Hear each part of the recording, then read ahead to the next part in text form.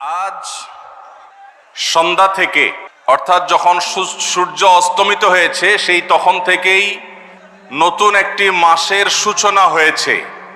আপনারা কি জানেন সেটা কোন মাস?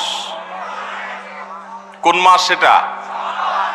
শাবান মাস। মাশাআল্লাহ, শাবান মাস শুরু হয়েছে এবং শাবান মাসের 1 তারিখে আমরা ইতোমধ্যে প্রবেশ করে গেছি।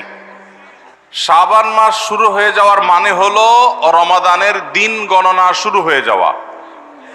শাবানের প্রথম দিন চলে যাওয়া মানে আর 29 দিন, আর 28 দিন, আর 27 দিন, দ্বিতীয় দিন, তৃতীয় দিন পর এভাবে দিন গণনা করতে করতে রমাদানের যে প্রতীক্ষা, রমাদানের যে প্রহর গোনা, রমাদানের যে অপেক্ষা, সেটা সমাপ্তির দিকে যাবে ইনশাআল্লাহ। আল্লাহ রাব্বুল আলামিন রমাদানের যে বিশাল বড় নেয়ামত মুসলিম মিল্লাতকে দিয়েছেন, এই রমাদানে শুধু ইবাদত বন্দেগী নয়, ইসলামের ইতিহাসের বড় বড় উল্লেখযোগ্য সব বিজয়, সফল অভিযান মুহাম্মদ সাল্লাল্লাহু আলাইহি সাল্লামকে আল্লাহ রাব্বুল আলামিন রমাদানুল করিমেই দান করেছেন। এই জন্য রমাদান আমাদের কাছে খুবই গুরুত্বপূর্ণ। মুসলমানদের আমলি, আধ্যাত্মিক এবং সার্বিক উন্নতি এবং অগ্রগতির অন্যতম সিজন এবং মৌসুম হলো রমাদানুল করিম। শাবান মাস শুরু হওয়ার মধ্য দিয়ে রমাদানের সেই দিন গণনা যেহেতু শুরু হয়েছে, এজন্য আমরা আজ সার্থক রমাদানের 11টি পূর্ব প্রস্তুতি নিয়ে কথা বলবো ইনশাআল্লাহ তাআলা। আল্লাহ সুবহানাহু ওয়া তাআলা কোরআনে কারিমে বলেছেন, ওয়ালাউ আরাদুল খুরুজ লা আ'আদ্দু লাহু উদ্দাহ। কিছু লোক নবী করিম সাল্লাল্লাহু আলাইহি সাল্লাম যখন তাবুকের যুদ্ধে অংশগ্রহণ করবার জন্য ডাক দিয়েছিলেন, তারা সে যুদ্ধে শামিল না হয়ে মদিনায় অবস্থান করেছিল। এর মধ্যে অনেকেই নানা রকমের অজুহাত, নানা রকমের আপত্তি, নানা রকমের বিভিন্ন কারণ দর্শিয়ে তারা এই যুদ্ধ থেকে পিছপা হয়েছিল। আল্লাহ রাব্বুল আলামিন কোরআনে কারিমে আয়াত নাজিল করে তাদের সে ঘড়িমসির আসল কারণ উল্লেখ করেছেন। আল্লাহ সুবহানাহু ওয়া তাআলা বলেছেন, ওয়ালাউ আরাদুল খুরুজ লা আ'আদ্দু লাহু উদ্দাহ। যদি সত্যি আল্লাহর রাহে জিহাদের ময়দানে যাওয়ার সদিচ্ছা তাদের থাকতো, তাহলে তারা আগে থেকে প্রস্তুতি গ্রহণ করত। যারা নানা রকম অজুহাত দাঁড় করাচ্ছে, এদের আসলে তাবুকের জিহাদে শামিল হওয়ার সেই সদিচ্ছাই ছিল না। যদি সদিচ্ছা থাকতো, আগে থেকে তারা প্ল্যান, প্রোগ্রাম, পরিকল্পনা সেগুলো তারা করত। তো আল্লাহ রাব্বুল আলামিন ঠিক একইভাবে রমজান মাসের যে ইবাদতের বিশাল বড় অপার সম্ভাবনা আমাদেরকে দান করেছেন, এই সম্ভাবনাকে কাজে লাগাতে হলে তার জন্য যথাযথ প্রস্তুতি গ্রহণ করা জরুরি। আমাদের দেশে বেশিরভাগ মুসলমান রমাদান মাস আসলে আমরা কম বেশি নেকামলের চেষ্টা করি, কিন্তু রমাদানের অনেক আগে থেকে যে আমাদের যথাযথ পূর্ব প্রস্তুতি গ্রহণ করার কথা, দুর্ভাগ্যজনকভাবে সেই প্রস্তুতি যথাযথভাবে আমরা বেশিরভাগ লোক গ্রহণ করি না। যার ফলে রমাদান আসে, রমাদান চলে যায়, আবার রমাদান মাস আসে, আবার চলে যায়। আমাদের তেমন কোনো পরিবর্তন হয় না, আমাদের মধ্যে তেমন কোনো চেঞ্জ আসে না, আমাদের জীবনের ভিতরে তেমন কোনো দৃশ্যমান পরিবর্তন চোখে পড়ে না। এই জন্য সম্মানিত ভাইরা আমার, রমাদানকে যদি আমরা যথাযথভাবে কাজে লাগাতে চাই, তাহলে যথাযোগ্য প্রস্তুতি এখন থেকে, শাবান থেকেই আমাদের গ্রহণ করতে হবে। প্রিয় নবী সাল্লাল্লাহু আলাইহি সাল্লাম বলেছেন, ইন্নাল্লাহা ইউহিব্বু ইযা আমিলা আহাদুকুম আমালান আন ইউতকিনাহ। আল্লাহ রাব্বুল আলামিন বান্দা যে কোনো কাজ করলে সেটা যদি ইতকানের সাথে করে, দৃঢ়তার সাথে করে, উত্তম উপায়ে করে, যথাযথভাবে করে, সে কাজটা যদি করার মতো করে, তো আল্লাহ তাআলা সেটাকে পছন্দ করেন এবং ভালোবাসেন। আমরা যদি রমাদান মাসে সিয়াম এবং কিয়াম, রোজা এবং তারাবি, অন্যান্য আমল ইবাদত বন্দেগী গতানুগতিক ভাবে করে শেষ করি, আমরা যদি দায় সারাভাবে শেষ করি, তাহলে এটা আল্লাহ তাআলার প্রিয় পাত্রে আমাদেরকে শামিল করবে না। আর যদি রমাদানের প্রত্যেকটি ইবাদত বন্দেগী এটা হয় ইতকানের সাথে, এটা হয় দৃঢ়তার সাথে, এটা হয় সুন্দরতম উপায়ে, এটা হয় যথাযথভাবে, তাহলে সেই ইবাদত আমাদেরকে আল্লাহর প্রিয় পাত্রে পরিণত করবে ইনশাআল্লাহ। প্রিয় ভাইরা আমার, রমাদান মাসের সেই ইবাদত বন্দিগিগুলোকে যথাযথভাবে করবার প্রয়োজনেই আগে থেকেই আমাদের যথাযথ প্রস্তুতিও থাকতে হবে। কারণ কথায় আছে, যে কোনো কাজের যথোপযুক্ত এবং প্রয়োজনীয় প্রস্তুতি গ্রহণ করা মানে হলো সেই কাজটির অর্ধপূর্ণতা। যে কোনো কাজ প্রস্তুতি যত ভালো হয় কাজটা তত ভালো হয়, প্রস্তুতি যত নরমাল হয়, খারাপ হয়, কাজটা তত খারাপ হয়। এই জন্য আমরা রমাদান মাসকে যদি অর্থবহ এবং আমাদের লাইফ চেঞ্জিং ইবাদতের মৌসুম হিসাবে, সিজন হিসাবে গ্রহণ করতে চাই, তাহলে এখন থেকে তার জন্য আমাদের সুনির্দিষ্ট প্ল্যান, পরিকল্পনা থাকতে হবে, প্রস্তুতি থাকতে হবে। আল্লাহ রাব্বুল আলামিন আমাদের সবাইকে সেই তৌফিক দান করুন। এই যে রমাদান আসছে আর কয়দিন পর, কারা কারা এই রমাদানকে সবচেয়ে সুন্দরভাবে ব্যবহার করতে চান একটু হাত তোলেন। আল্লাহ রাব্বুল আলামিন আমাদের সবার হাতগুলো কবুল আর মঞ্জুর করুন, বলুন আমিন। আল্লাহ আমাদেরকে রমাদানকে সর্বোচ্চ ভালোভাবে ব্যবহার করার তৌফিক দান করুন। ভাইরা আমার, এই রমাদান মাস আসার বহু আগে থেকেই আমাদের সোনালী যুগের স্বর্ণ মানবেরা যারা ছিলেন, মুহাম্মদুর রাসূলুল্লাহ সাল্লাল্লাহু আলাইহি ওয়াসাল্লামের হাতে গড়া সাহাবা একরাম, সাহাবীদের শিষ্যত্ব পাওয়া, সান্নিধ্য পাওয়া, তাদের সান্নিধ্যের সৌরভে স্নিগ্ধ হওয়া সেই তাবেঈগণ, তারা রমাদানের যথেষ্ট আগে থেকে সুনির্দিষ্ট প্ল্যান প্রোগ্রাম করে প্রস্তুতি গ্রহণ করতেন। একজন প্রখ্যাত তাবেঈ আছেন, সাহাবীদের শিষ্যত্ব পেয়েছেন, এরকম একজন তাবেঈ আছেন, যার নাম ছিল মুআল্লা ইবনে ইয়াজিদ। তিনি বলেছেন, সালাহ বা পূর্বসূরীগণ অর্থাৎ সাহাবী তাবেঈগণ তারা রমাদানের 6 মাস আগে থেকে, রমজান আসার 6 মাস আগে থেকে আল্লাহর কাছে দোয়া করতেন, রোনাজারি করতেন, কান্নাকাটি করতেন, এই মর্মে যে আল্লাহ রমাদান মাস পর্যন্ত আমার হায়াত বাড়িয়ে দাও, আমি যেন রমজান পাই, রমজানকে যেন সুযোগকে যেন কাজে লাগাতে পারি, রমজানের সুবর্ণ সুযোগ যেন আমার হেলায় হারিয়ে না যায়, সেজন্য আল্লাহর কাছে আগে থেকে এই নিয়ামত প্রাপ্তির জন্য দোয়া করতেন। আর রমজানের পরে বাকি যে 6 মাস, এই 6 মাস তারা দোয়া করতেন, আল্লাহ রমজানে যে সমস্ত আমল ইবাদত, যে সমস্ত নেকামল বন্দিগি আপনি করার তৌফিক দিয়েছেন, সেগুলো যেন আপনি মেহেরবানি করে কবুল এবং মঞ্জুর করেন, অ্যাকসেপ্ট করেন, আপনি যেন সেগুলোকে গ্রহণ করে নেন, সেজন্য 6 মাস তারা দোয়া করতেন। তাহলে দেখা গেল সালাফে সালেহিন, তাদের কাছে রমাদান এত গুরুত্বপূর্ণ ছিল যে রমজানের আগের 6 মাস এবং পরের 6 মাস রমজান ভাবনায় তারা সব সময় ডুবন্ত ছিলেন, নিমজ্জিত ছিলেন, এর মধ্যেই তারা সব সময় মগ্ন থাকতেন। অথচ আমাদের শাবানের 10, 15, 20 দিন চলে গেলেও রমাদানের আবহ আমাদের অনেকের জীবনে, আমাদের অনেকের লাইফস্টাইলে, আমাদের অনেকের প্ল্যান পরিকল্পনার মধ্যে দেখা যায় না। এজন্য ভাইরা আমার, যথাযোগ্যভাবে রমজানকে যদি আমরা কাটাতে চাই, এর সঠিক ব্যবহার যদি করতে চাই, যেই প্রস্তুতিগুলো লাগবে, 11টি প্রস্তুতি যেগুলো আমাদের রমজানকে সার্থক করতে পারে ইনশাআল্লাহ, তার মধ্যে সর্বপ্রথম যে প্রস্তুতিটি দরকার সেটি হলো রমজান মাস শুরু হওয়ার আগে থেকেই, যথেষ্ট আগে থেকেই তওবা এবং ইস্তেগফার করতে হবে। কি করতে হবে ভাই? তওবা ইস্তেগফার কেন করবেন? তওবা ইস্তেগফার তো সারা বছরের রুটিন আমল।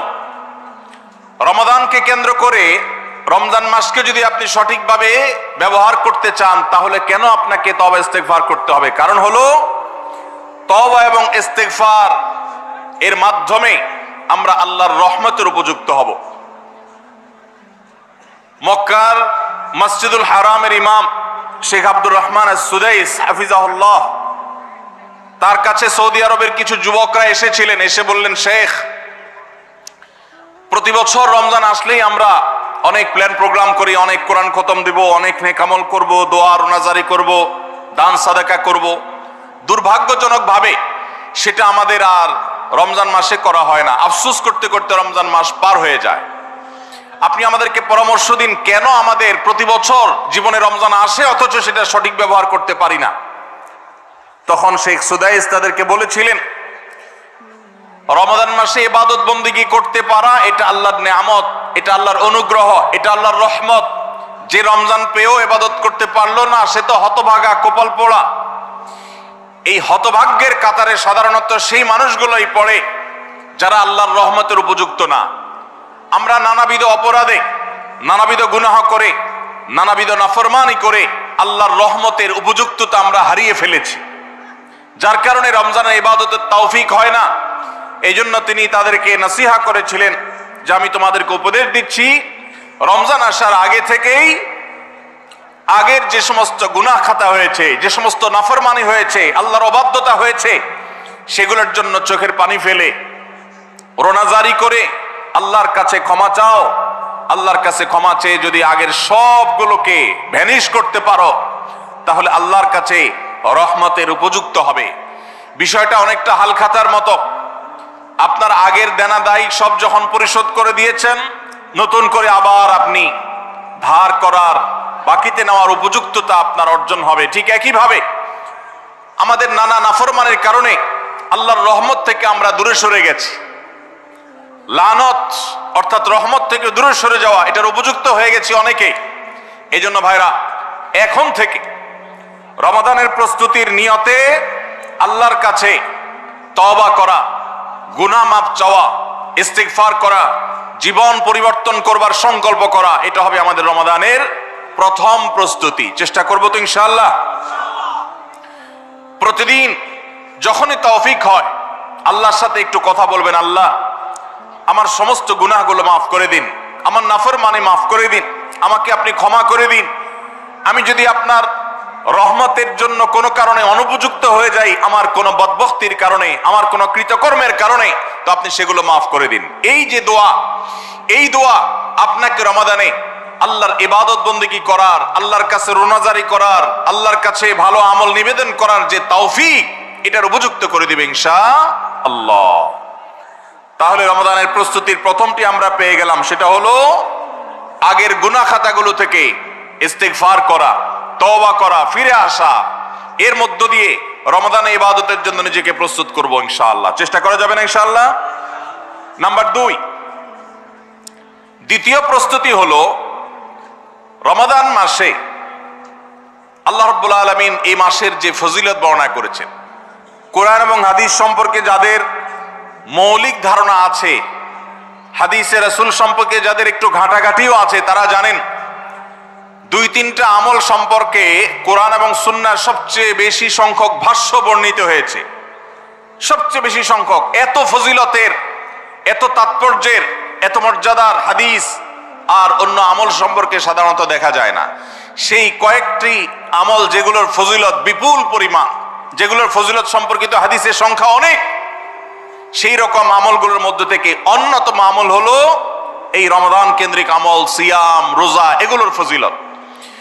তো আমাদের রমাদান কেন্দ্রিক প্রস্তুতি হিসাবে দ্বিতীয়ত যে কাজটি আমরা করতে পারি সেটি হলো এখন থেকেই রমাদান মাসের কি কি ফজিলত আছে, সিয়াম সাধনার কি কি ফজিলত আছে, রমাদানের কি কি আমল আছে, বিশেষ করে ফজিলত এবং মর্যাদার কথাগুলো আলোচনা শুরু করা। এখন থেকে বাসা বাড়িতে গোল হয়ে কোন নির্দিষ্ট বইকে কেন্দ্র করে পাঠচক্র হতে পারে, গ্রুপ স্টাডি হতে পারে, পর্যালোচনা হতে পারে যে রমাদান মাসের কি কি মাহাত্ম্য আছে। এক একজন এক একটা বললেন। এই আলোচনা পর্যালোচনার মধ্য দিয়ে মনোজগতে রমাদানের জন্য এক ধরনের প্রস্তুতি, এক ধরনের আবহ তৈরি হবে ইনশাআল্লাহ। এজন্য দ্বিতীয় প্রস্তুতি হিসাবে আমরা এই কাজটিও ইনশাআল্লাহ করব। সেটা হলো রমজানের ফজিলত, রমজানের মর্যাদা, সিয়ামের ফজিলত, অন্যান্য আমলের উপকারিতা, সেগুলো নিয়ে আমরা বেশি বেশি পর্যালোচনা করব। যত বেশি আপনি আগে থেকে পর্যালোচনা করবেন, রমাদানের প্রতি আপনার তৃষ্ণা, সিয়াম সাধনার প্রতি আপনার ভেতরে আকাঙ্ক্ষা, প্রত্যাশা এবং প্রতীক্ষা, এটা আপনার মধ্যে বাড়তে থাকবে এবং রমাদানের প্রতিটা মিনিটকে কাজে লাগাবার জন্য তাগাদা আপনার ভিতরে অনুভব হবে ইনশাআল্লাহ। নাম্বার 3, তৃতীয় প্রস্তুতি হলো আমাদেরকে প্রতিজ্ঞা করতে হবে এই রমাদানে আমরা নেকামল করবই করব, এবং কোনো আমল, কোনো ভালো কাজ, কোনো সুন্নাহ এটা করার ব্যাপারে কোনো প্রকার অলসতা করব না। কারণ ভাইরা আমার, রমজান মাস পেয়েও যদি আল্লাহর কাছে কেউ ক্ষমা না পায়, একটা প্রসিদ্ধ হাদিস আপনারা সবাই কম বেশি শুনেছেন যে নবী সাল্লাল্লাহু আলাইহি সাল্লামের কাছে জিবরিল এসে বলেছেন, বাউদা মান আদরাকা রমাদান ফালাম ইগফার লাহ, যে ব্যক্তি রমজান পেয়েছে অথচ রমজানের এই বিশাল সুবর্ণ সুযোগকে কাজে লাগিয়ে সে তার জীবনের সব গুনাহগুলো মাফ করাইতে পারে নাই, সে আল্লাহর কাছ থেকে মাগফিরাত আদায় করে নিতে পারে নাই, সে জাহান্নাম থেকে মুক্ত এই ঘোষণা সে আদায় করতে পারে নাই, অথচ সে রমজান মাস পেয়েছে, এর চাইতে হতভাগা আর কে হতে পারে? সে ধ্বংস হোক, এই বদদুআয় নবী সাল্লাল্লাহু আলাইহি সাল্লাম আমিন বলে সমর্থন জানিয়েছেন, সায় দিয়েছেন। এজন্য ভাইরা, রমজান মাস এসেছে কিন্তু আমল ইবাদত হয় নাই, রমজান মাস এসেছে আবার চলে গেছে কিন্তু আমার গুনাহ আল্লাহর কাছ থেকে মাফ করাতে পেরেছি বলে আমার বুক সায় দেয় না, তাহলে এর চাইতে বড় হতভাগা, এর চাইতে বড় কপাল পড়ার কেউ হতে পারে না। রমজানের আমল ইবাদত, রমজানের নেক আমল, রমজানের দোয়া, রমজান মাসের চোখের পানি ফেলা, এটা ভাইরা শুধুমাত্র নিজের প্রেরণার জায়গা থেকে শুধুমাত্র সওয়াব আহরণের জন্যই নয়। এটা যদি না করি তাহলে জিবরিলের বদদোয়া, নবীজি সাল্লাল্লাহু আলাইহি সাল্লামের বদদোয়া, আল্লাহর পক্ষ থেকে ধ্বংস হওয়ার পরোয়ানা, এগুলো অনিবার্য হয়ে যাবে।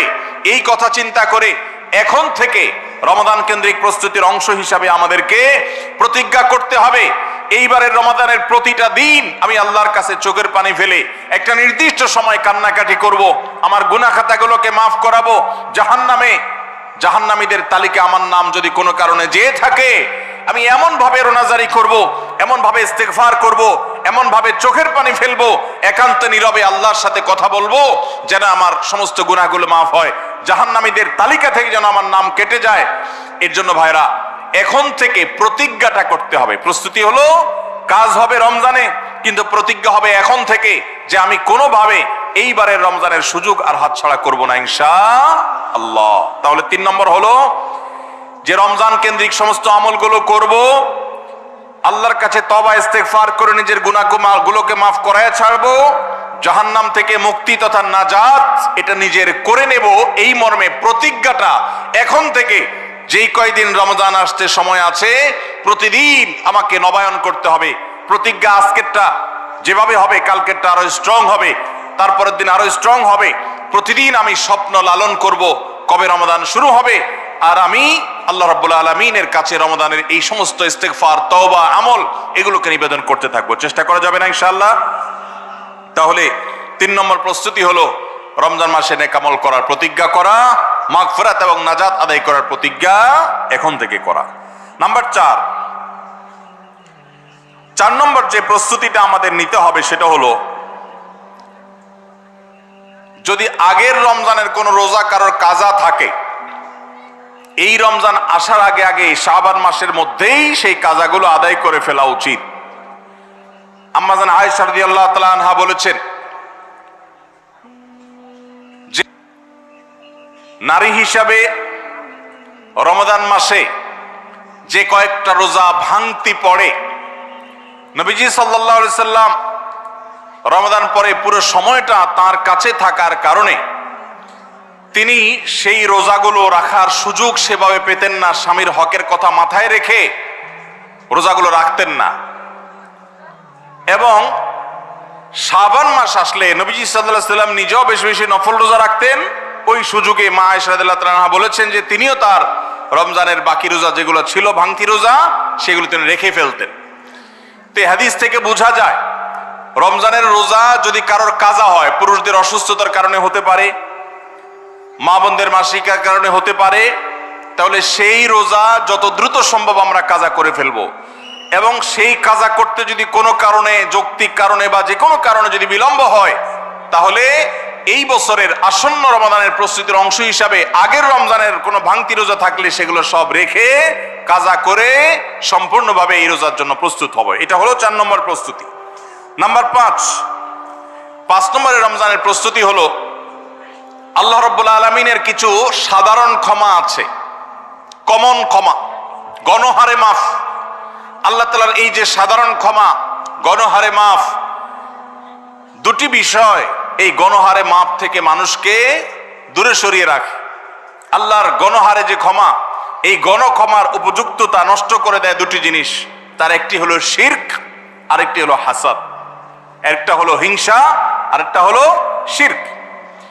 নবী করিম সাল্লাল্লাহু আলাইহি ওয়াসাল্লাম বিভিন্ন হাদিস থেকে আমরা জানি, তিনি বলেছেন আল্লাহ রাব্বুল আলামিন বিশেষ করে লাইলাতুন নিসফ মিন শাবানে যখন মানুষকে গণহারে ক্ষমা করেন, তখন দুই শ্রেণীর মানুষকে আল্লাহ তাআলা মাফ করেন না, ইল্লা লিমুশরিকিন ও মুশাহিন। তবে যদি মুশরিক আর মুশাহিন থাকে, শত্রুতা করে, হিংসা করে অন্যের প্রতি, এইরকম মানুষ যদি থাকে, তাদেরকে আল্লাহ তাআলা সাধারণ ক্ষমা আওতায় আনেন না। রমাদানে আল্লাহ তাআলা প্রতিদিন বহু মানুষকে সাধারণ ক্ষমা করেন। রমজান যখন কাছে আসে, শেষ দশক আসে, তখন সাধারণ ক্ষমার পরিমাণ বেড়ে যায়। আল্লাহ সুবহানাহু ওয়া তাআলা বলেছেন ওয়ালিল্লাহি উতা, নবী সাল্লাল্লাহু আলাইহি সাল্লাম বলেছেন ওয়ালিল্লাহি উতাকা মিনান নার ওয়া যালিকা ফি কুল্লি লাইলা। রমজানের প্রত্যেক রাতে বহু মানুষকে আল্লাহ তাআলা জাহান্নাম থেকে মুক্ত ঘোষণা দিয়ে দেন, অমুক জাহান্নাম থেকে মুক্ত, অমুকের ছেলে অমুক জাহান্নাম থেকে মুক্ত, অমুকের ছেলে অমুক, তার নাম জাহান্নামের তালিকা থেকে কাটা, জান্নাতের তালিকা চলে আসবে। অসংখ্য মানুষকে এভাবে এই সুযোগ আল্লাহ তাআলা দান করেন। যারা শিরকে লিপ্ত, সেটা যেই কোনো ধরনের শিরক হোক, কবরকে যারা সিজদা করে, মাজারকে যারা পুজো করে, জীবিত মৃত মানুষকে যারা সিজদা করে, কবরে যারা প্রার্থনা করে, সেখানে যারা সন্তান চায়, ব্যবসার উন্নতি চায়, যত প্রকার শিরক আছে কবর কেন্দ্রিক, এগুলাতে লিপ্ত হয়, অথবা এর বাইরে আরো যত রকমের শিরক গোটা দুনিয়াতে আছে, কোন প্রকার শিরকে যখন মানুষ লিপ্ত হয়, তখন এই ব্যক্তি আল্লাহ তাআলার সাধারণ ক্ষমার উপযুক্ত আর থাকে না। এই জন্য ভাইরা, রমজানের প্রস্তুতির অংশ হিসাবে 5 নম্বরের যে প্রস্তুতি আমরা গ্রহণ করব, সেটা হলো আল্লাহ তাআলা যেহেতু রমজানে অনেককেই সাধারণ ক্ষমা করবেন, আমি যেন সেই সাধারণ ক্ষমা প্রাপ্ত সৌভাগ্য মানুষদের তালিকায় ঢুকতে পারি, সেজন্য আমার অন্তর থেকে হিংসাকে ধুয়ে মুছে সাফ করে ফেলতে হবে। কোন মুসলমানের কল্যাণ দেখে আমার কষ্ট হবে না, কারোর ভালো দেখে আমার ভেতরে জ্বালা পড়া হবে না। পারলে তার জন্য আরো বেশি দোয়া করব, যে কারোর ভালো হোক আমি আরো ভালো চাইবো, কারোর কোনো ক্ষতি আমি চাইবো না। এই কল্যাণকামিতাই হলো দিন। আদ-দীনু আন-নাসীহা। কিলা লিমান ইয়া রাসূলুল্লাহ? ক্বালা লিল্লাহি ওয়া লিরাসূলিহি ওয়া লিআম্মাতিল মুসলিমিনা ওয়া আইম্মাতিহিম। নবী সাল্লাল্লাহু আলাইহি সাল্লাম বলেছেন, ধার্মিকতা কিসের নাম? ধার্মিকতা, দিনদারিতা কিসের নাম? ধার্মিকতা হলো কল্যাণকামিতার নাম। আল্লাহ রাব্বুল আলামিনের আদেশ নিষেধ মেনে চলা, নবী সাল্লাল্লাহু আলাইহি সাল্লামের আদেশ নিষেধ মেনে চলা, এটাই হলো তাদের জন্য কল্যাণকামিতা। আর সকল স্তরের সাধারণ মানুষের কল্যাণ চাওয়া, কারোর ক্ষতি না চাওয়া, এটাই হলো দিনদারিতা। যে ব্যক্তি কারোর ক্ষতি চায়, যে মুসলমান আরেক মুসলমানের ভালো দেখলে তার ভেতরে জ্বালা পোড়া করে, অস্থিরতা আসে, সে ভালো মুসলমান না, সে হিংসুক, তার ভিতরে কবিরা গুনাহ আছে। এজন্য রমাদান মাসে আল্লাহর সাধারণ ক্ষমা পেতে হলে অন্তরকে এখন থেকে পরিচ্ছন্ন করতে হবে, চোখটা বন্ধ করে মনে রাখতে হবে, স্মরণ করতে হবে, আমার আশেপাশে এমন কে আছে যার কল্যাণ দেখলে আমার সহ্য হয় না, যার ভালো দেখলে আমার ভিতরে জ্বালা পোড়া করে, যার সুসংবাদ শুনলে আমার ভিতরে খারাপ লাগা কাজ করে, তাহলে বুঝতে হবে তার প্রতি আমার হিংসা আছে। আল্লাহর জন্য নিজের হিংসা থেকে পরিচ্ছন্ন হয়ে অন্তরকে ধুয়ে সাফ করে তারপরে রমজানের সাধারণ ক্ষমার জন্য উপযুক্ত করতে হবে এখন থেকে। ঠিক একইভাবে আমি আমার কথায়, আমার কাজে, আমার বিশ্বাসে কোনো মাধ্যমে আল্লাহর সঙ্গে শিরক করছি কিনা, আরশের মালিকের সাথে শিরক করছি কিনা, আল্লাহ বলেছেন ইন্নাল্লাহা লা ইয়াগফিরু আন ইউশরাকা বিহি ওয়া ইয়াগফিরু মা দুনা যালিকা লিমান ইয়াশা। আল্লাহর সঙ্গে শিরক করা হলে এটা আল্লাহ মাফ করবেন না। শিরকের অপরাধ এটা যদি কেউ করে তওবা ছাড়া মারা যায়, আল্লাহ তাআলা এই অপরাধ ক্ষমা করবেন না, এটা আল্লাহর আগে থেকে দেওয়া ঘোষণা। কোরআনে আল্লাহ আরো বলেছেন, লোকমান হাকিমের উদ্ধৃতি দিয়ে, ইন্না শিরকা লা যুলমুন আযীম, তিনি তার সন্তানকে উপদেশ দিতে গিয়ে বলেছিলেন যে ইন্না শিরকা লা যুলমুন আযীম, শিরক সবচেয়ে বড় অপরাধ। এজন্য ভাইরা, শিরক থেকে পরিচ্ছন্ন না থাকলে রমাদানের কোন ইবাদত, কোন আমল আমাদের কাজে আসবে না। এজন্য রমজানের প্রস্তুতি হিসেবে শিরক এবং হিংসা থেকে অন্তরকে পরিচ্ছন্ন করা, পবিত্র করা, এটা হলো আমাদের পঞ্চম প্রস্তুতি। নাম্বার 6, বিগত রমজান যেগুলো আমাদের জীবনে এসেছে, সেই সমস্ত রমাদানে কেন আমার আমল ইবাদত হয় নাই? রমজান আসার আগে নিয়ত করছি কোরআনটা খতম দিব, কিন্তু দিতে পারি নাই। রমজান আসার আগে নিয়ত করেছিলাম এই বছর একটা তারাবিও মিস করব না, কিন্তু অনেকগুলো মিস হয়ে গেছে। রমজান আসার আগে নিয়ত করেছিলাম এই বছর রমজান থেকে এই ধূমপান করা ছেড়ে দিব, কিন্তু অনেকে ছাড়তে পারেন নাই। রমজান আসার আগে নিয়ত ছিল এই বছর রমজানে একটা খারাপ জিনিস মোবাইলে টিভিতে দেখব না, কিন্তু সেই প্রতিশ্রুতি রাখতে পারি নাই। কেন পারি নাই?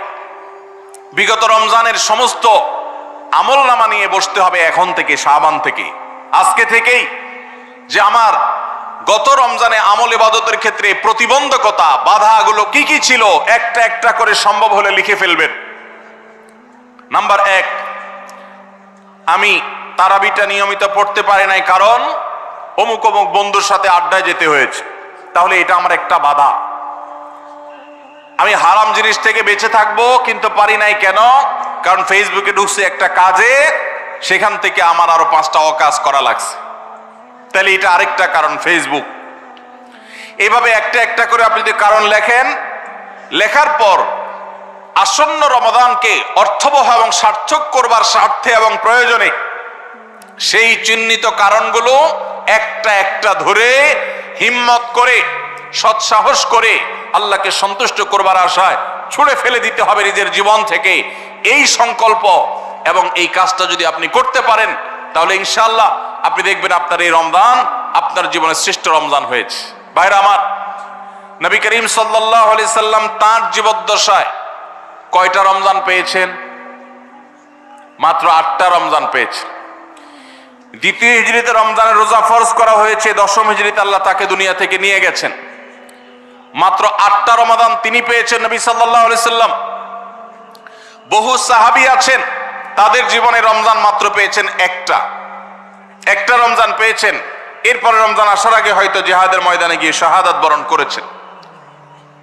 অনেক সাহাবী আছেন হয়তো 40, 45, 50 বছর বয়সে ইসলাম গ্রহণ করেছেন, এরপরে কয়েক বছরের মধ্যে দুনিয়া থেকে চলে গেছেন, রমজান পেয়েছেন অল্প কয়েকটা।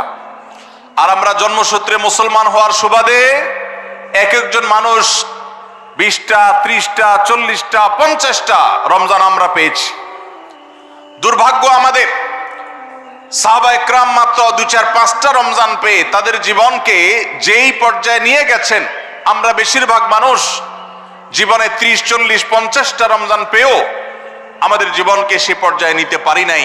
ভাইরা আমার, এই জন্যই আসন্ন রমাদানকে সঠিকভাবে ব্যবহার করবার জন্য আমাদের বিগত রমজানগুলোর সমস্ত সমস্যাগুলোকে চিহ্নিত করতে হবে। কি কি কারণে আমি এর আগের রমজানগুলো সঠিকভাবে কাজে লাগাতে পারিনি, ব্যবহার করতে পারিনি, সেগুলো একটা একটা করে দূর করতে হবে। যেমন সোশ্যাল মিডিয়া, ফেসবুক, ইউটিউবের আসক্তি, এটা আমার আগের বছর রমাদানের যে ইবাদত, এটার ক্ষেত্রে প্রতিবন্ধকতা ছিল। তাহলে এই বছরের ইবাদতের প্রস্তুতির অংশ হিসাবে এই সোশ্যাল মিডিয়া, ফেসবুক আমার মোবাইল থেকে আনইনস্টল করে ফেলতে হবে। চেষ্টা করা যাবে না ইনশাআল্লাহ? ভাইরা আমার, যদি ফেসবুক আমার আমল ইবাদতের প্রতিবন্ধকতা তৈরি করে, তাহলে ফেসবুককে আল্লাহর জন্য কোরবানি করবেন রমজান মাস উপলক্ষে। কারা কারা প্রস্তুত আছেন? হাত তোলেন। বুঝে শুনে হাত তুলছেন? বুঝে শুনে হাত তুলছেন? আল্লাহ এই হাতগুলোকে সবগুলোকে কবুল মঞ্জুর করুন। যুবক ভাইয়েরা, আপনারা ফেসবুক মোবাইল থেকে আনইনস্টল করার নিয়ত করছেন, এটার মানে কিন্তু আপনারা এক একজন আল্লাহর রাহে কোরবানি হওয়ার নিয়ত করছেন। প্রস্তুত আছেন তো ইনশাআল্লাহ? নিজেদের কোরবানি করার জন্য প্রস্তুত আছেন তো ইনশাআল্লাহ? আল্লাহ তাআলা আমাদেরকে তৌফিক দান করুন। ভাইরা আমার, রমাদানের 6 নম্বর প্রস্তুতির অংশ হিসাবে যে কাজটি করতে হবে বলছিলাম, সেটা হলো আমাদের সমস্যাগুলো কি কি হয়েছে সেগুলো চিহ্নিত করে সেগুলো দূর করতে হবে। আর 7 নম্বর প্রস্তুতির অংশ হিসাবে আমরা যেটি করব সেটা হলো রমাদান কেন্দ্রিক সমস্ত আহকাম এবং মাসাইল, বিধিবিধানগুলো আমাদের শিখে ফেলতে হবে। এটা রমজানের প্রস্তুতি। আমাদের দেশে অনেক মসজিদে ইমাম সাহেবরা তালিম করেন রোজা ভঙ্গের কারণ কি, রোজা মাকরুহ হওয়ার কারণ কি, রোজার জন্য ক্ষতিকর বিষয়গুলো কি কি, এগুলো রমজান মাসে বিভিন্ন নামাজের পরে তালিম করেন। এটা একটা ভালো চেষ্টা, কিন্তু এই কাজটা যদি আমরা শাবান মাস থেকে নিজস্ব উদ্যোগে করি সেটা হবে আরো ভালো চেষ্টা। কথা কি বুঝে আসছে ভাই? তাহলে রমজান আসার আগে থেকেই আমরা মাসাইলের তালিম, মাসাইলের শিক্ষা, জ্ঞান অর্জন, রমজানের বিধিবিধানগুলো আমরা জানার চেষ্টা করবো। এটা হবে পার্ট অফ প্রিপারেশন ফর রমাদান। রমজানের জন্য প্রস্তুতির অংশ হিসাবে আমাদের এখন থেকে রমজান এবং সিয়ামের মাসাইলগুলো জানতে হবে। আল্লাহ আমাদের সবাইকে আমলের তৌফিক দান করুন। 8 নম্বর হলো, রমজানে যে আমলগুলো করবেন এখন থেকে সেগুলোর ওয়ার্ম আপ এবং রিহার্সেল শুরু করে দিবেন, প্রস্তুতি শুরু করে দিবেন, চর্চা শুরু করে দিবেন। কারণ মানুষ দাঁড়ানো অবস্থায় হঠাৎ করে জোরে দৌড় দিতে পারে না। একটা গাড়ি সেটা দাঁড়ানো অবস্থায় হঠাৎ করে 100, 150, 110, 20 গতিতে চলতে পারে না। প্রথম 10, 20 হয়, এরপরে 40, 60 হয়, এরপর আস্তে আস্তে 100 বা 110, 20 হয়। এই জন্য রমাদান মাসে যদি আপনি বিপুল পরিমাণ ইবাদত করতে চান, অনেকে আছেন অপেক্ষা থাকেন রমজানের চাঁদ উঠলে সব শুরু করব। এদের দ্বারা জীবনে কিছুই হয় না। যারা আসলেই রমজানে কিছু করতে চায় তারা এখন থেকে শুরু করবে। রমজানে আমরা রোজা রাখবো, নবী সাল্লাল্লাহু আলাইহি সাল্লাম শাবান থেকে নফল রোজা রাখার অভ্যাস শুরু করতেন। রমজানে আমরা দোয়া করব, এখন থেকে দোয়ার রিহার্সেল শুরু করা, প্রস্তুতি শুরু করা। যে কোনো গুরুত্বপূর্ণ কাজের আগে মহড়া শুরু হয়, তারপরে মূল কাজ শুরু হয়। এই জন্য শাবান মাস থেকে আমাদের প্রস্তুতি চলতে হবে। চেষ্টা করা যাবে না ইনশাআল্লাহ? তাহলে 8 নম্বরের প্রস্তুতি হলো, যেই আমলগুলো রমজানে করব সেগুলোর রিহার্সেল, সেগুলোর প্রস্তুতি, ওয়ার্ম আপ এখন থেকে শুরু হবে। নাম্বার 9, রমজান মাসের দিন এবং রাত যেভাবে কাটাবেন তার জন্য একটা প্ল্যান করে ফেলবেন। সুন্দর করে একটা স্কেডিউল করে ফেলবেন, রুটিন করে ফেলবেন যে আমি কোরআন তেলাওয়াতটা কোন সময় করব। দিনের কোন সময়টাতে আমি কোরআন তেলাওয়াতের জন্য টাইম বরাদ্দ রাখলে সেটা মিস হবে না। হতে পারে ঘুমানোর আগে, হতে পারে ফজরের পরে। কোন টাইমটা আমার সবচেয়ে কোরআন তেলাওয়াতের জন্য নিরাপদ টাইম সেটা আমি ফিক্স করব। এই ঠিক একইভাবে আমি আল্লাহর কাছে রোনাজারের জন্য ভালো সময় কোনটা সেটা ঠিক করব। আমরা আমাদের আসুন্নাহ ফাউন্ডেশন থেকে, আপনারা জানেন, রমাদান প্ল্যানার নামে একটা প্ল্যানার তৈরি করেছি রমজানকে অর্থবহ করবার জন্য। এবছর আরেকটা নতুন বই আমাদের আসছে সামনের সপ্তাহে ইনশাআল্লাহ, মাহে রমজানের 27টি আমল, মাসনুন আমল কোরআন সুন্নাহর আলোকে। প্রত্যেকটা খুঁটিনাটি আমলকে আলাদা আলাদা করে উল্লেখ করা হয়েছে। খুব ছোট্ট ছোট বই, উদ্দেশ্য রমাদানকে অর্থবহ করা। অতএব রমাদানকে অর্থবহ করবার জন্য আপনার প্ল্যান করতে হবে আগে থেকে, সেটা এখন থেকেই, যে আপনি কখন কোন কাজটা করবেন, কোন আমলটা করবেন, কোন ভালো কাজটা করবেন। এগুলো যদি আগে থেকে প্ল্যান হয় দেখবেন কাজটা করা সহজ হয়েছে। নাম্বার 10, রমাদানের প্রস্তুতির অংশ হিসাবে চাঁদ দেখার চেষ্টা করতে হবে। চাঁদ দেখা, আজকাল চাঁদ দেখার আমলটা বিলুপ্ত হয়ে গেছে, অনেকটাই হারিয়ে যাচ্ছে।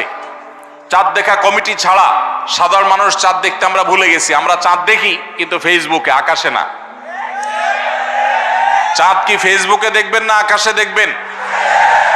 সবাই যদি চাঁদ ফেসবুকে খোঁজেন তাহলে আকাশে সরকারি কিছু লোক খুঁজবে, হেলাল কমিটির লোকজন খুঁজবে।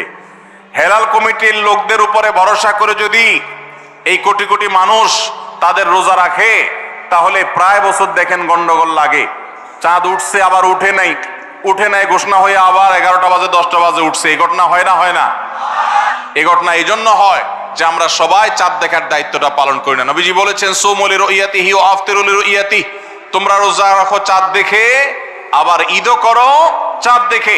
এই জন্য 29শে শাবান পশ্চিম আকাশে চাঁদ খোঁজার চেষ্টা করবেন সন্ধ্যার সময়।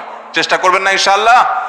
চেষ্টা করে যদি চাঁদ দেখতে নাও পারেন তারপর আপনি সওয়াব পাবেন। আর যদি চাঁদ দেখেন তাহলে দোয়া পড়বেন, আল্লাহুম্মা আহিল্লাহু আলাইনা বিল ইয়ুমনি ওয়াল ঈমান ওয়াস সালামাতি ওয়াল ইসলাম রব্বি ওয়া রাব্বুকাল্লাহ। হে আল্লাহ, এই চাঁদকে আপনি বরকত এবং ঈমান দিয়ে আমার জন্য পরিপূর্ণ করে দিন। এই মাস আমার জন্য নিরাপদ এবং ইসলাম দিয়ে পরিপূর্ণ করে দিন। হে চাঁদ, তোমার আর আমার পালনকর্তা একজন আল্লাহ। অতএব এই চাঁদ দেখার চেষ্টা করবো। এটাও রমাদানের প্রিপারেশন, রমাদানের প্রস্তুতির অংশ। 11 নম্বর হলো আল্লাহর কাছে ভাই চোখের পানি ফেলে এখন থেকে দোয়া করব, আল্লাহ এই যে রমজান আসছে এটা যেন আমার জন্য লাইফ চেঞ্জিং হয়, এটা যেন আমার জীবন পরিবর্তনকারী হয়, এটা যেন আমাকে মুত্তাকি বানিয়ে ছাড়ে, এটা যেন আমাকে নেকামল ওয়ালা বানিয়ে দেয়, এটা যেন আমার জীবনে বিশাল বড় অ্যাচিভমেন্ট এনে দেয়, এটা যেন আমাকে মাগফিরাত পাইয়ে দেয়, এটা যেন আমাকে নাজাত পাইয়ে দেয়, এটা যেন আমাকে জান্নাতের উপযুক্ত করে। এই রমজান যেন আমাকে জাহান্নামীদের তালিকা থেকে আমার নামকে কাটানোর নিশ্চয়তা এনে দেয়। সেইভাবে রমজানকে কাটাবার জন্য আপনি তৌফিক দান করুন। এখন থেকে আল্লাহর কাছে এই বরাদ্দ আদায় করতে হবে, চেয়ে নিতে হবে এবং সেটার জন্য দোয়া করতে হবে। এই দোয়াটা হলো একাদশ এবং সর্বশেষ প্রস্তুতি। চেষ্টা করা যাবে না ইনশাআল্লাহ? রমাদান উপলক্ষে আসুন্নাহ ফাউন্ডেশন থেকে আমরা একটা ঘোষণা গত বছরে দিয়ে রেখেছি, ইনশাআল্লাহ এই রমাদানে সেটা কার্যকর হবে। সেটা হলো যে রমজান মাসে যদি কেউ পুরো কোরআনে কারীম অর্থ সহকারে বুঝে পড়ে, মাদ্রাসার নিচের ক্লাসের ছাত্ররা তারা শরীক হতে পারবে, উপরের ক্লাসের ছাত্র অথবা আলেম ওলামা তাদের জন্য এটা না, কারণ তারা তো এই কম্পিটিশনে এমনিতেই ভালো করবে। এটা আমাদের সাধারণ শিক্ষিত ভাইদের জন্য, স্কুল কলেজের ভাইদের জন্য, সর্বস্তরের নারী পুরুষ, দেশে বিদেশে প্রবাসে থাকা সব মানুষদের জন্য উন্মুক্ত। অনলাইনে নিজস্ব ওয়েবসাইটে আমরা এই পরীক্ষা নিয়ে থাকি। 6টি ধাপে সারা বছর নেওয়া হয়েছে। এখন সামনে রমাদানে যেটা হবে সেটা হলো মূল, যে কেউ যারা আগের কোনো ধাপে পরীক্ষা দেয় নাই তারাও সবাই দিতে পারবে। কাজ হলো শুধু একটাই, সেটা হলো রমাদানকে কেন্দ্র করে আপনি টার্গেট করবেন পুরা কোরআনের শুরু থেকে শেষ পর্যন্ত আমি একবার ভালো করে অর্থ সহকারে বুঝে পড়ার চেষ্টা করব। চেষ্টা করা যাবে না ইনশাআল্লাহ? আল্লাহ তাআলা কি বলেছেন পুরা কোরআনে আমরা অনেকেই পড়তে চাই, জানতে চাই, কিন্তু হয়ে ওঠে না।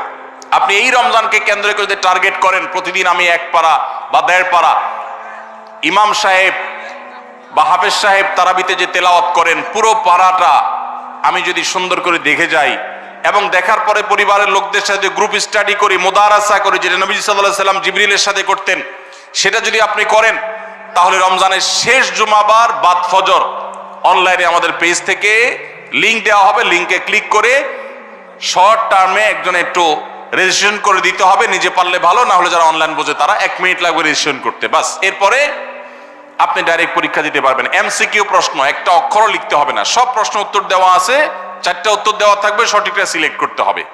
এই পরীক্ষা যারা বিজয়ী হবেন তাদের জন্য পুরস্কার হলো 15 লক্ষ টাকা। 15 লক্ষ টাকার পুরস্কারের ঘোষণা আমরা দিয়েছি। এর মধ্যে প্রথম 3 জনকে আমরা ইনশাআল্লাহ বিদিনিল্লাহ উমরা করাবো। 3 জনের উমরার জন্য আল্লাহর 3 বান্দা ইতোমধ্যে স্পন্সর হয়ে টাকা জমা দিয়ে দিয়েছেন আমাদের কাছে। এখন শুধুমাত্র কারা কারা উমরা যেতে চান সে মানুষগুলো দরকার। আপনারা সবাই যেতে চান ইনশাআল্লাহ? অতএব ভাইরা, রমাদানকে কেন্দ্র করে ওই যে প্রিপারেশন, প্রস্তুতির অংশ হিসেবে এখন থেকে কোরআনে কারীম বুঝে পড়া শুরু করে দেন। পরীক্ষার দিন পরীক্ষা দেন। আপনি পুরস্কার জিতেন আর না জিতেন, আল্লাহ বলেছেন ফাস্তাবিকুল খায়রাত, ভালো কাজে প্রতিযোগিতা করা এটা ইটসেলফ একটা ভালো কাজ। অতএব আপনি পরীক্ষায় অংশগ্রহণ করেছেন, প্রতিযোগিতায় নাম লিখিয়েছেন, এটাই একটা ইবাদত। আপনার রমাদান কর্তব্য করে দিতে পারে ইনশাআল্লাহ। সবাই চেষ্টা করবো তো ইনশাআল্লাহ রমাদানকে কেন্দ্র করে। তাহলে যে প্রস্তুতিগুলো আমরা নিতে পারি যেগুলো আমাদের রমাদানকে অর্থবহ করতে পারে, তার ভিতরে 1 নম্বর বলেছিলাম তওবা ইস্তেগফার করে আগের সব গুনাহগুলো থেকে আল্লাহর কাছ থেকে মাগফিরাত আদায় করে নেওয়া, যাতে করে রমজানে ইবাদতের জন্য আপনি উপযুক্ত হন, আল্লাহর রহমত প্রাপ্তির তৌফিক প্রাপ্ত হন। অনেক সময় গুনাহগুলো ইবাদতের ক্ষেত্রে বাধা হয়, গুনাহের কারণে আল্লাহর ইবাদতের তৌফিক হয় না। নাম্বার 2, আল্লাহ রাব্বুল আলামিন রমজানের এবং সিয়ামের যে ফজিলতের কথা বলেছেন, নবীজি সাল্লাল্লাহু আলাইহি ওয়াসাল্লাম যেসব ফজিলতের কথা বলেছেন, মর্যাদা, মাহাত্ম্য, তাৎপর্যের কথা বলেছেন, এগুলোর আলোচনা, পর্যালোচনা এগুলো এখন থেকে শুরু করা। আপনার অফিসে বাসায় বিভিন্ন রকমের হাদিস, রমজানের ফজিলত, সাহারি ইফতারের ফজিলত, গুনাহমুক্ত থাকার ফজিলত, তাকওয়া চর্চার ফজিলত, রমজানের আমল, এগুলো এখন থেকে জানাশোনা শুরু করে দেন। এখন থেকে এটা রিহার্সাল শুরু করেন। রমজানকে অর্থবহ করবার জন্য আমরা রমজান প্ল্যানার করেছি। রমজানকে অর্থবহ করবার জন্য আমরা কোরআন তারাবির সালাতে কোরআনের বার্তা বই করেছি। রমজানকে অর্থবহ করার জন্য আমাদের আরেকটা বই আসছে, মাহে রমজানের 27 আমল। এই সব আয়োজন কিভাবে রমজানকে সুন্দরভাবে কাটানো যায় সেজন্য এখন থেকে আপনি ফজিলতের হাদিসগুলো জানেন, আলোচনা করেন, দেয়ালে দেয়ালে নিজের বাসায় লাগায় রাখেন এবং বারবার দেখেন, পর্যালোচনা করেন, আবহ তৈরি হবে ইনশাআল্লাহ। নাম্বার 3, তৃতীয় প্রস্তুতি হলো এইবারের রমাদানে যে কোনো ভাবে মাগফিরাত আদায় করে ছাড়বো আল্লাহর কাছ থেকে। জাহান্নামীদের তালিকা আমার নাম থেকে থাকলে এটা কাটায় ছাড়বো, এই মর্মে প্রতিজ্ঞা করা, এটাও প্রিপারেশন। এখন থেকে নিয়ত করা যে এই রমজানটা অর্ডিনারি রমজান হবে না, এই রমজানটা শুধু সাহারি আর ইফতার আর তারাবি এই 3 জিনিসের নাম হবে না, এটা একটা অর্থবহ রমজান হবে। একটা নাফরমানি আমি করব না, একটা গুনাহ আমি করব না। এখন থেকে প্রতিজ্ঞা করতে হবে নিজের সাথে নিজে, প্রতিদিন নিজের সাথে নিজের বোঝাপড়া ফাইনাল করতে হবে, এটা প্রস্তুতি। নাম্বার 4, বিগত রমাদানের যদি কোনো রোজা কাজা হয়ে থাকে সেগুলো সব আদায় করে শেষ করতে হবে শাবানের মধ্যে। নাম্বার 5, শিরক এবং হাসাদ, হিংসা, এগুলোর কারণে আল্লাহর সাধারণ ক্ষমার উপযুক্ততা মানুষ হারিয়ে ফেলে। সেগুলো থেকে মুক্ত থাকার প্রতিজ্ঞা করে মুক্ত থাকার জন্য চেষ্টা করতে হবে এখন থেকে, যে শিরক থেকে থাকলে জীবনে কখনো সে শিরক থেকে মুক্ত হওয়া, অন্তরে কার প্রতি হাসাদ থাকলে সেটাকে দূর করা, তার কল্যাণকামী হওয়া, এগুলোর মধ্য দিয়ে রমজানে যে সাধারণ ক্ষমা হবে তার জন্য নিজের উপযুক্ততা তৈরি করা, এটাও রমজানের প্রস্তুতির অংশ। নাম্বার 6, বিগত রমজানগুলোতে কোন কোন কারণে আমার আমল হয় না, কোন দোস্তের কারণে, কোন বন্ধুর কারণে, কোন গ্রুপের কারণে, কোন অ্যাপসের কারণে, কোন ফেসবুকের কারণে, সেগুলো একটা একটা করে এই রমজানে যেন জীবনে না থাকে সেগুলা ছিন্ন করার জন্য প্রস্তুতি নেওয়া। নাম্বার 7, রমজানের মাসলা মাসাইল গুলো জানা, এটাও রমজানের প্রস্তুতির অংশ, এখন থেকে সেটা করা। 8 নম্বর হলো রমজানে যে আমল করতে চান এখন থেকে সেগুলো শুরু করে দেন। তেলাওয়াত করা, অনেক সালাফ শাবান মাস থেকে প্রচুর তেলাওয়াত করা শুরু করতেন, নবীজি শাবান মাস থেকে নফল রোজা শুরু করতেন। এগুলো হলো আগে থেকে প্রস্তুতি এবং মহড়া। রমজানে যা করবেন, দান সাদকা করবেন, এখন থেকে লিস্ট করেন, তালিকা শুরু করে দেন, টাকা পয়সা জোগাড় শুরু করে দেন, এগুলো হলো পার্ট অফ প্রিপারেশন। 9 নম্বর হলো রমজান কিভাবে কাটাতে চান তার একটা রুটিন করে ফেলেন, দিন রাত 24 ঘন্টার রুটিন। বাচ্চাদের, ফ্যামিলির অনেক ধরনের আমল আছে রমজানকে কেন্দ্র করে, যেগুলো হারিয়ে গেছে আমাদের সমাজ থেকে। রুটিন করেন এবং ইলম অর্জন করার চেষ্টা করেন। নাম্বার 10, চাঁদ দেখার চেষ্টা করতে হবে, এটাও রমজানের প্রস্তুতির অংশ। আর 11 নম্বর হলো আল্লাহর কাছে দোয়া করতে হবে, আল্লাহ যেন আমাদেরকে রমজানের রোজাকে যথাযথভাবে আদায় করার তৌফিক দান করেন। চেষ্টা করা যাবে তো ইনশাআল্লাহ। আল্লাহ রাব্বুল আলামিন আমাদের সবাইকে রমজানকে সর্বোচ্চ কাজে লাগাবার, সর্বোত্তম ব্যবহার করবার তৌফিক দান করুন। সবাই চেষ্টা করবো তো ইনশাআল্লাহ। ভাইরা আমার, জীবনে রমজান হতে পারে এটাই শেষ, সেই চিন্তা করেই আমাদেরকে রমাদানকে ইস্তেকবাল করতে হবে, অভ্যর্থনা জানাতে হবে। এটাকে শেষ রমজান ধরেই প্রিপারেশন নিতে হবে, আগাইতে হবে। এইবার যদি সুযোগ মিস হয়, হয়তো আর সুযোগ আমার কাছে আসবে না, সেই চিন্তা করেই করতে হবে। তাহলে ইনশাআল্লাহ এই রমাদানে অর্থবহ কিছু করা সম্ভবপর হবে। আমরা সবাই সেজন্য যার যার জায়গা থেকে সচেষ্ট হব আগে থেকেই। এবং মনে রাখবেন, আবারও বারবার বলছি যে নবী সাল্লাল্লাহু আলাইহি সাল্লামের সেই হাদিসটি মাথায় রাখতে হবে, রমজান মাসটা আমল করে, ইবাদত করে কিছু কামাইতে পারলাম ভালো, না কামাইতে পারলাম তেমন কোনো ব্যাপার না। ব্যাপারটা সেরকম না। ব্যাপারটা হলো, যদি এই মাস চলে যায় আর অবহেলায় আপনি আল্লাহর কাছ থেকে মাগফিরাত আদায় করতে না পারেন, তাহলে বাউদামান আদরাকা রমাদান ওয়া লাম ইগফার লাহ, এই হাদিসের মেজদাক হবেন আপনি, এই হাদিসের প্রয়োগ ক্ষেত্র হবেন আপনি। সেক্ষেত্রে রমজান পেয়েও মাগফিরাত না পাওয়ার কারণে ধ্বংস অনিবার্য হয়ে যাবে। এটা শুধুমাত্র শখের বিষয় না, এটা ডু অর ডাই এর মতো ব্যাপার। আপনি রমজান পাইলেন না, মাগফিরাত পাইলেন না, জাহান্নাম নিশ্চিত হবে। অতএব যারা বাঁচতে চাই তারা এখন থেকে প্ল্যান প্রোগ্রাম করা যাবে না ইনশাআল্লাহ। সেই সাথে আমি শুরুতে যেটা বলেছিলাম, রমাদান সেই মাস যেই মাসে আমল এবং ইবাদতের শুধু উন্নতি আর তারাক্কি না, মুসলমানদের সার্বিক অগ্রগতি, উন্নতি আল্লাহ রাব্বুল আলামিন এই মাসে দিয়েছেন। ঐতিহাসিক বদরের যুদ্ধের সেই স্মৃতি বিজড়িত মাস এই রমাদান, মক্কা বিজয়, বড় বড় ঘটনা ইসলামের ইতিহাসে, বড় বড় সাফল্য আল্লাহ তাআলা রমাদানে দিয়েছেন। অতএব সেই জন্য নিজেদেরকে প্রস্তুত করতে হবে, প্রস্তুতি এখন থেকে গ্রহণ করতে হবে। এবং বাংলাদেশের এই মাটি আল্লাহ রাব্বুল আলামিন যেন দ্বীনের জন্য, ঈমানের জন্য, কোরআনের জন্য, সুন্নাহর জন্য কবুল করেন। এদেশের মুসলমানদের অন্তরের অন্তঃস্থলে যেন দ্বীনকে আল্লাহ তাআলা গেঁথে দেন। আমাদেরকে সবাইকে যেন আল্লাহ তাআলা প্র্যাকটিসিং মুসলমান বানায় দেন। নামদারি মুসলমানদেরকে আল্লাহ যেন সিরিয়াস মুসলমান বানায় দেন। নামাজি মুসলমানকে যেন আল্লাহ আখলাকওয়ালা মুসলমান বানায় দেন।